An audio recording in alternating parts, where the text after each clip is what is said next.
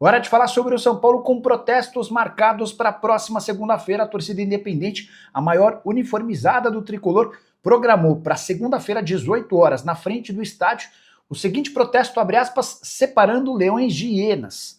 Cobranças prometem ser fortes contra o presidente Júlio Casares, Carlos Belmonte, Chapecó, José Sanches, que é médico, além do preparador físico Pedro Campos. Vão haver uma série de cobranças antes da bola rolar para São Paulo e Ceará, jogo do Campeonato Brasileiro.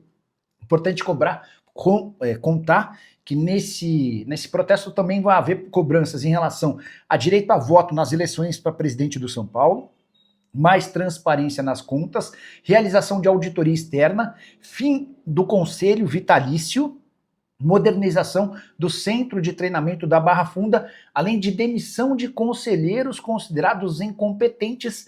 E é aí que eu acho que a Independente está mandando um recado em relação a Carlos Belmonte, principal uniformizada do São Paulo, tem se mostrado cada vez mais contrária à permanência do diretor de futebol.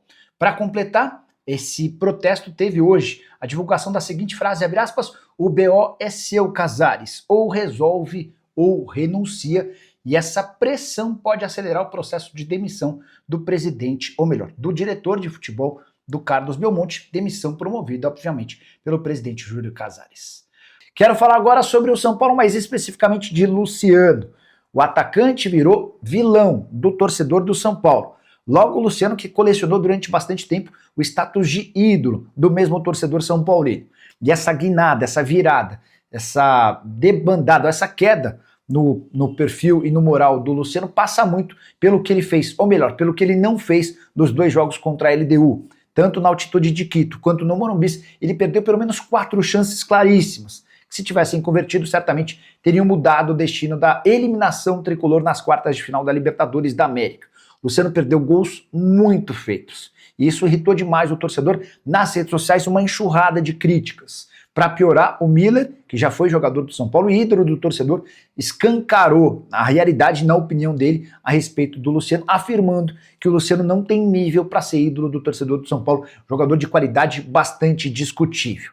Temporada do Luciano de 44 jogos, 11 gols e 6 assistências. Jogador de 32 anos de idade que não marca 12 partidas. É o maior jejum de gols da carreira dele, a última vez que ele balançou as redes em 24 de julho contra o Juventude. O contrato do Luciano se encerra em dezembro de 2026, ele ganha R$600 mil por mês. Pergunta que eu deixo para você.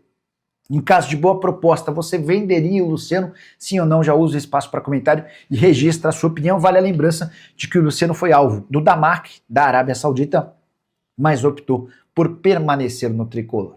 Fala agora sobre o São Paulo, quinta-feira super importante, confronto contra a LDU, mas queria falar sobre uma compra de jogador, a primeira da temporada, e não foi para o time principal. O São Paulo acaba de fechar a aquisição de Matheus Ferreira, volante de 19 anos de idade que pertencia ao Vasco e fica no sub-20 a um custo de R$1,5 milhão. O tricolor está adquirindo 80% dos direitos econômicos. O Vasco fez questão de permanecer com 20%, imaginando uma venda futura.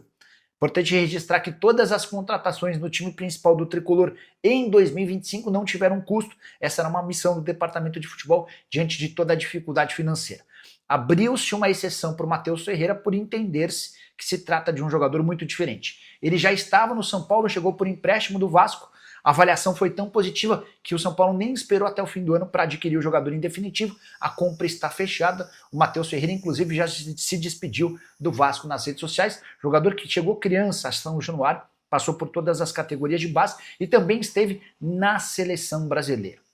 Só para completar, sobre o confronto contra a LDU na noite dessa quinta-feira. Marcos Antônio virou dúvida, ele sentiu um desconforto muscular, mas deve ficar à disposição do técnico Hernan Crespo, assim como Oscar, Lucas Moura e Luiz Gustavo. Importante registrar que o time não foi confirmado. Assim que tiver qualquer atualização, conto para vocês. Hora de falar sobre o São Paulo, que se complicou na Libertadores da América. E a contradição vem agora, o São Paulo não fez um jogo ruim contra a LDU na altitude de Quito na noite dessa quinta-feira.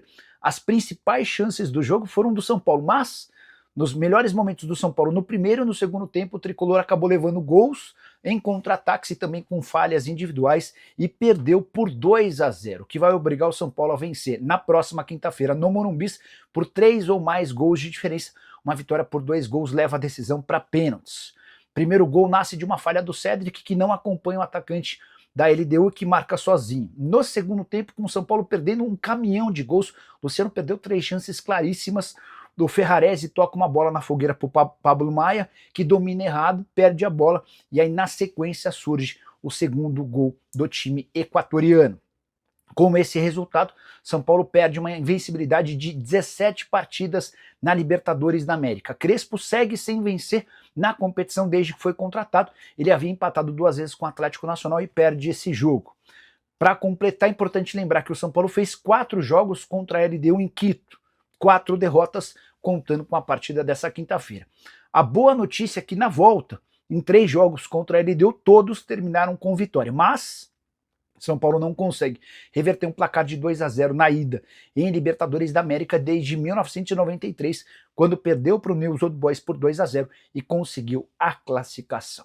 Rafael, goleiro do São Paulo, foi perguntado sobre as chances de o time passar, abre aspas para ele, fomos punidos nos 2 melhores momentos do São Paulo dentro de campo, com gols do adversário.